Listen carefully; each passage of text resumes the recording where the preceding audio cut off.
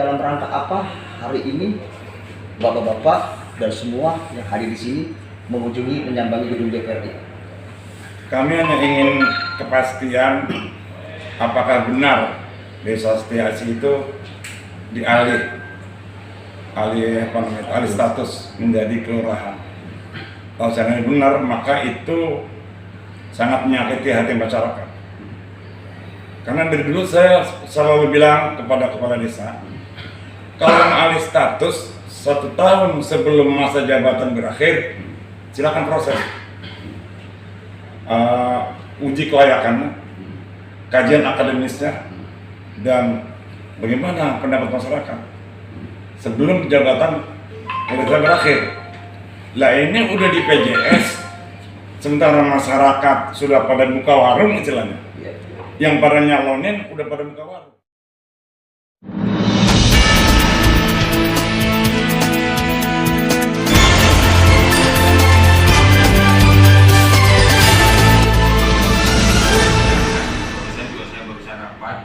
Jadi saya bukan ketua dewan, kalau dulu saya ketua dewan, tapi sekarang saya anggota dewan. Iya. Jadi saya memang menggambarkan bahwa Bapak ini kemarin sudah dikelarkan oleh Pansus 5.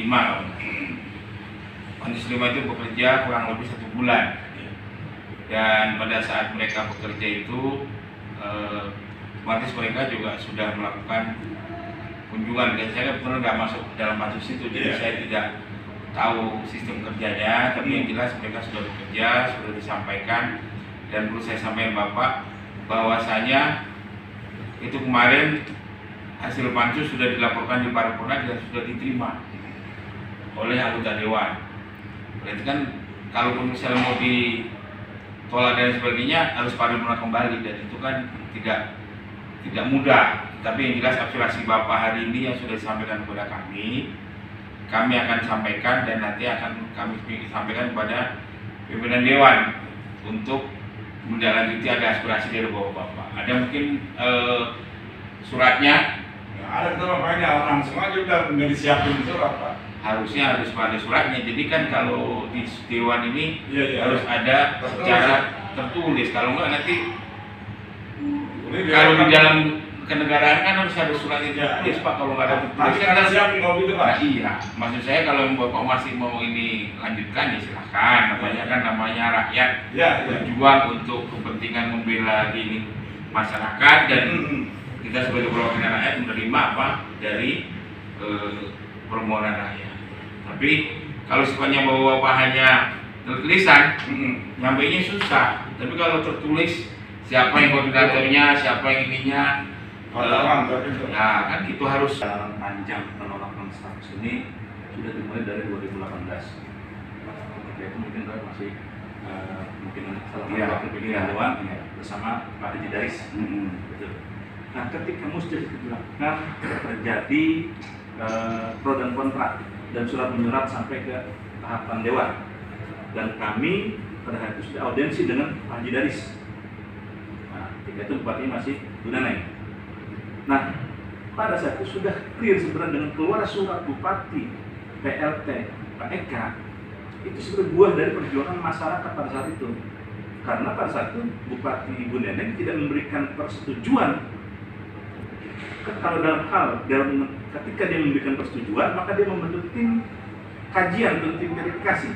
Dan selama ini kan tidak pernah terbentuk tim kajian itu. Tidak pernah terbentuk. Artinya banyak sekali pelanggaran-pelanggaran yang kalau saya lihat ini cukup dominan ininya. Bahkan tim kajian kemarin keluar sudah buat istilah boleh sudah adanya di pansus, membentur lagi peraturan perundang-undangan. Nah, tapi kami juga tidak menyadari bahwa memang ini ada yang mendorong sangat keras alih status ini.